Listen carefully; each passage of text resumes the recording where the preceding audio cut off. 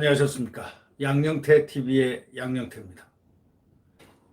이해찬 민주당 대표가 이제 아마 3일 정도 있으면 물러나게 됩니다. 3일이 아니고 이틀 있으면 물러나게 되겠는데 아주 시원합니다. 이 사람이 대한민국을 암울하게 암흑의 문턱까지 끌고 가고 지난 3년 반을 그렇게 힘들게 국민들을 힘들게 만들었던 장본인을 해도 과언이 아닙니다. 그래서 철권 막후 정치하나 대표 물러나는 이해찬 철권 막후 정치하려 하나 하는 이런 기사가 오늘 나왔습니다. 이 문화일보 기사입니다. 근데 이게 재밌는 게 말이죠. 이 양반이 대표가 물러나는 이해찬 철권으로 표현을 했습니다. 철권이란 것은 뭘 얘기합니까? 스탈린도 철권이죠. 김일성도 철권이죠. 김정은도 철권이죠. 지금 시진핑도 철권이죠. 뭡니까? 이게 독재라는 뜻입니다. 철권. 무소불위의 권력으로 쇠로 된 권력이다 이게. 막후 정치를 하나 하는 그런 29일 날 그러니까 모레 토요일 날 민주대표 임기가 마무리됩니다. 176석 거대 여당 만들어 놓고 야와 전연 불통하면서 언론을 완전히 봉쇄하고 기자들 언론들 봉쇄하고 이런 비판을 엄청 받았지 않습니까? 정계 은퇴도 없이 회고록을 집필한답니다. 왜 자기가 정계 은퇴를 해야 되는데 은퇴도 하지 않습니다. 은퇴 정도 얘기가 나와야 되는데 나오겠죠. 문 대통령조차 부담스러워한다는 그런 얘기가 들릴 정도입니다. 대통령도 부담스러워하고 할 정도라는 정도는 철권 중에 철권 아니겠습니까? 차기 지도부에 상당한 영향력이 있다는 겁니다. 속된 말로 똘마니들이 많이 있다는 그런 얘기입니까? 속된 말로. 그게 무슨 말 뜻입니까? 차기 지도부에 상당한 영향이 있을 것이라고 이렇게 신문은 문화일보는 얘기를 했는데 제가 볼 때는 일단 물러나면은 영향이 없을 것 같은데 이분한테 누가 뭐 대원군도 지가 대원군도 아니고 말이죠. 그 영향력을 발휘하겠습니까? 글쎄요. 그건 잘 모르겠습니다. 퇴임을 사흘 앞둔 이해찬 더불어민주당 대표가 26일 그러니까 어저께죠. 퇴임 기자회견도 계획하고 있습니다. 오늘 28일 날. 그러니까 만찬을 함께하는 등 임기 마무리 작업에 들어갔다는 겁니다. 아니 코로나가 한참인데 마지막 만찬을 함께하는 임기 마무리 작업에 들어갔다고? 다른 사람들은 뭐 코로나인데 어떻게 만찬들을 해도 최고위원들 뭐 되겠죠. 네. 제야운동권 대부에서 소위 176석 거대 여당을 탄생시킨 선거의 달인이라는 평까지 나오는 이 대표. 민주당 역사에서 빼놓을 수 없는 인물입니다. 좋고 나쁘고 가네. 하여튼 그 좋고 나쁜 거 호불호는 나중에 평가할 겁니다. 반면에 2년 임기 동안 철권 리더십으로 야당과 소통을 전혀 막아버렸습니다. 당내 언론도 완전히 제약했습니다. 당내도 언론고 그 금태섭 의원을 그 반듯한 금태섭 의원을 그렇게 내동댕이 치는 그의 철권을 한번 보십시오. 그게 하나의 좋은 예입니다.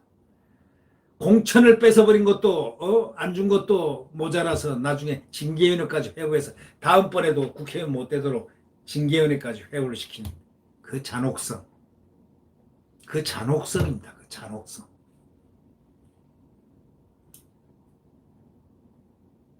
정치권은 이 대표가 공식적으로 정계 은퇴를 선언하지 않았다는 점에 상당히 주목을 하고 있습니다.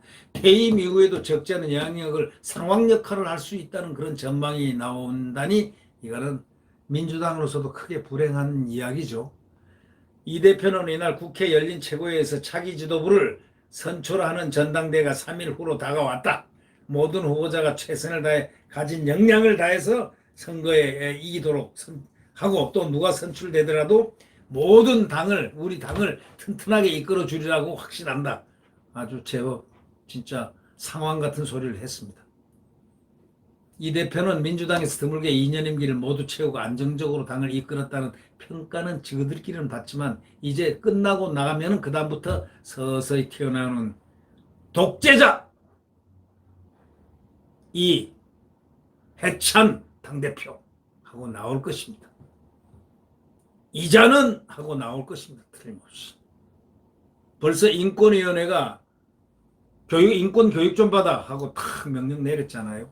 이거는 이제 끝나가니까 딱 내린 거 아니겠습니까? 모르죠. 뭐 끝나가니까 내린 건지 뭐 타임이 까마귀 날짜 배 떨어진 건지 모르겠지만 하여튼 인권위원회에서 인권 교육 받아 하고 명령 내렸습니다.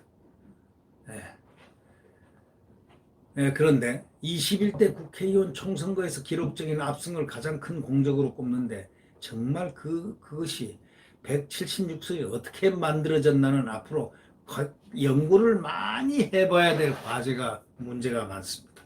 네.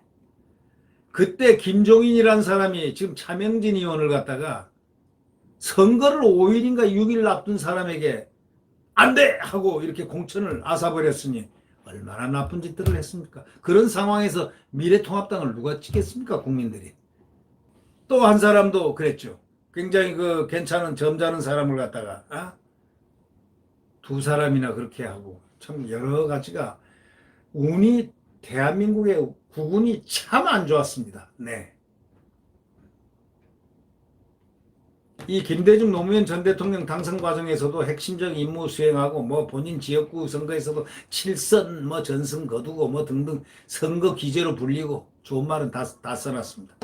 문재인 정부의 핵심 과제가 고위공직자, 범죄수사처 설치 법안 등 처리하고 지지층 결집시키고 민주당 내에서는 좋아하겠죠만은 그러나 독선적인 리더십으로 인해서 여야 관계라든가 당내 민주성 부분에서 완전한 부정적인 결과를 낳았다는 그런 비판 역시 그가 지고 가야 할 업보가 됩니다. 21대 국회 들어와 가지고 상임위원장 보십시오. 구성 단계에서부터 강경하게 해가지고 야당에게 단 한 석도 야당 것까지 뺏어 먹어버린 아주 표독하고 막무가내 여당의 독식을 한 대표적인 인물이 바로 이 대표가 만들어 놓은 그러한 현상입니다. 최근에는 주택 임대차 보호법 등 부동산 관련 입법을 야당과 소통 없이 밀어붙여가지고 졸속 처리해가지고 지금 한참 난리를 쳐서 이제 이 정권에 이제 완전히 땅 바닥으로 넘어가는데 국민들의 지탄이 그냥 하늘을 치솟고 있는데 코로나가 또 해서 광화문을 갖다가 지금 코로나로 정광훈 목사가 희생양으로 지금 떠오르고 있는 겁니다. 네. 잦은 구설, 설화, 구설 많이 올랐지만 이런 거 개의하는 사람은 아닙니다. 유튜브에서 그랬잖아요. 선천적 장애인은 후천적 장애인보다 의지가 약하다. 그래가지고 장애인 비하 논란을 일으키고 그래서 국가인권위원회가 재발 방지를 대책 마련하고 장애인 인권교육을 하라는 취지의 권고 결정을 내렸지 않습니까? 일선에서 물러나는 이 대표 정계에서 완전히 손을 뗄 거라는 관측 아마 많지 않습니다. 이 대표는 최근 회고록 집필을 위한 자료 수집을 모두 마친 것으로 알려졌습니다. 회고록 작성에는 2년 정도가 소요될 걸로 보이는데 지난 6월 동북아 경제평화협의 이사장에 취임한 이 대표는 경색된 남북관계 관심이 많은 것으로 이제 남북관계 가지고 서로들 이제 먹겠다고 그 영역 싸움이 꽤나 벌어질 겁니다. 네. 남북관계 이인영이도 내가 한다. 박지원이도 내가 한다. 예? 또 이제 이해찬이 내가 한다. 이렇게 나올 것 같습니다. 이 대표 존재가 차기 지도부에 상당히 부담될 겁니다. 그러나 누군가는 또 독립선언을 할 사람도 생길 겁니다. 사람들이라는 것은 지금은 참아도 조금 있으면 폭발하게 돼 있는 겁니다. 부당하게 하게 되면 언제라도 폭발할 수 있는 게 사람입니다. 네. 이 대표의 영향력을 부담스러워한다는 그런 풍문이 벌써 돌 정도니 누가? 문재인 대통령. 정치권에서는 문 대통령도 이 대표의 영향력을 부담스러워한다는 풍문이 돌 정도라고 이 언론은 지적하고 있습니다. 아니 문재인 대통령도 무서운 사람이 있었습니까? 그런 풍문이 돌 정도면 저는 오늘에서 그 풍문을 들었습니다. 예. 특히 21대 총선 대표로서 이끈 만큼 의원 상당수가 직간접적으로 이 대표와 관계가 있다고 보는 시각이 다수입니다. 공천을 다 했으니 공천권. 죽이는 것도 금태섭 죽인 것도 이해찬이가 죽였고, 김남국 살려놓은 것도 이해찬이가 했고. 네, 그 얘기겠죠. 어떤 의원은 이렇게 얘기합니다. 당이 조금이라도 흔들리는 모습이 보이면 당내 세력을 활용해서 의견을 개진할 거라고 본다. 이렇게 얘기를 했습니다.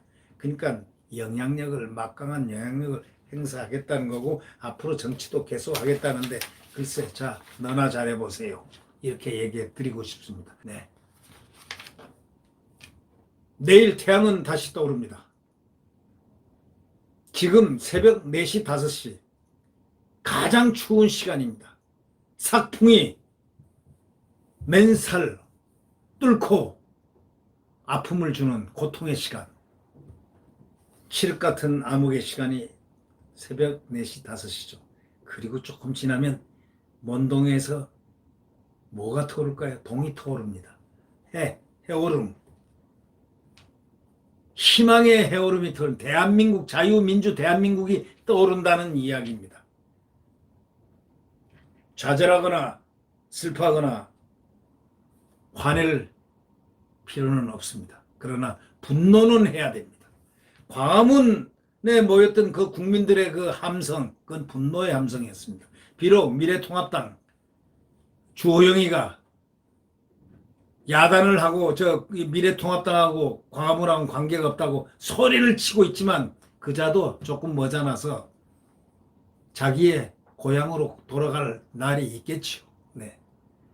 미래통합당. 그래서 미래통합당이 지금 한 게 아무것도 없습니다. 공수처법이나 제대로 막으십시오. 해놓은 게 아무것도 없습니다. 있었던 자기네 고정으로 돼 있었던 법사위원장 자리, 상임위원장 자리까지 갖다 바친 사람이 바로 주호영입니다.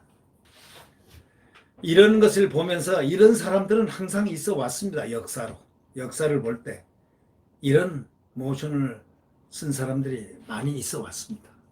야당 당대표가 대한민국 국민을 두 개로 쪼개려고 합니다. 자, 이제 지나보세요. 선거 때 되면은 분열의 씨앗을 누가 만들었느냐? 딱 하면은 바로 주호영이다. 정답입니다.